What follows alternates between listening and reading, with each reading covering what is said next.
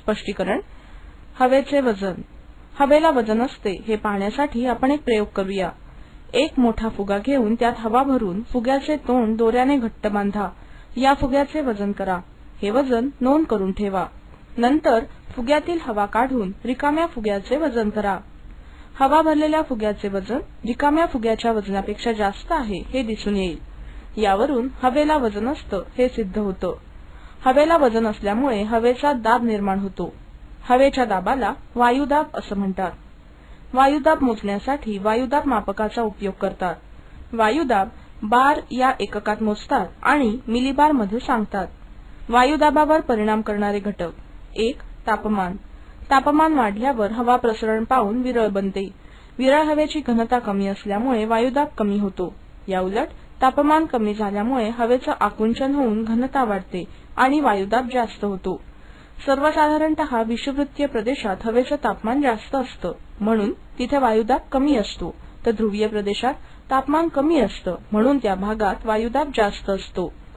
2. समुद्र सपाटीपासूनची उंची. भूपृष्ठालगत हवेच्या वरच्या थरांचा दाब पडून तिथल्या हवेची घनता वाढते. यामुळे भूपृष्ठावर वायुदाब जास्त असतो. उंचीनुसार हवेच्या स्तंभाची जाडी कमी होते. त्यामुळे समुद्र सपाटीपासून उंच गेल्यास वायुदाब कमी होत जातो.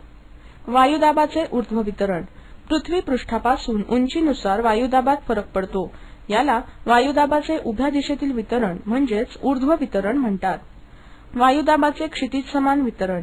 पृथ्वीच्या पृष्ठावर आडव्या दिशेत म्हणजेच क्षितिज समांतर दिशेत वायुदाब सर्वत्र सारखा नसतो. त्यात प्रदेशानुसार फरक पडतो. अशा वितरणास वायुदाबाचे आडव्या दिशेतील वितरण किंवा क्षितिज समांतर वितरण म्हणतात. समान वायुदाब असणारी ठिकाणे नकाशावर जोडणाऱ्या रेषांना समदाब रेषा असं म्हणतात. वायुदाब पट्टे.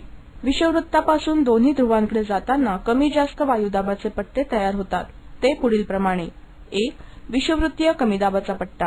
हा पट्टा विषुववृत्तापासून 5 अंश उत्तर आणि 5 अंश दक्षिण या अक्षवृत्तांपर्यंत आहे. इथे सूर्यकिरण बरेचसे लंबरूप पडतात. भूपृष्ठावरील हवा तापते आणि हलकी होऊन वर जाते. यामुळे विषुववृत्तीय प्रदेशात कमी दाबाचा पट्टा निर्माण होतो. 2. मध्य अक्षवृत्तीय जास्त दाबाचे पट्टे. विषुववृत्तीय भागात वर गेलेली हवा जास्त उंचीवरून ध्रुवीय प्रदेशाकडे वाहू लागते. उंचीवरील कमी तापमानामुळे हवा थंड आणि जड होते.